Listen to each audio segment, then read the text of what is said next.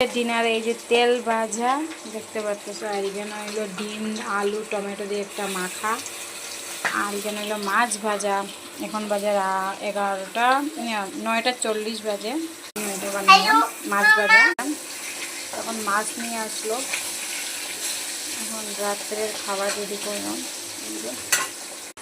আজকে রাত্রের ডিনার যে মাছ ভাজা, এই যে এগ রাইস বা এগ রাইস মেয়ের লাগে। এগ রাইস খাবে কি খাবে না জানি না।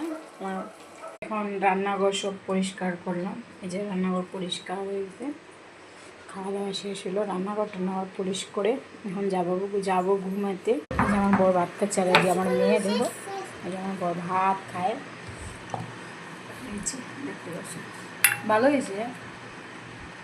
গুড নাইট বন্ধুরা, সবাইকে খাওয়া দাওয়া শেষ, এখন ঘুমাবার টাইম চলে আসছে। Tata, good night.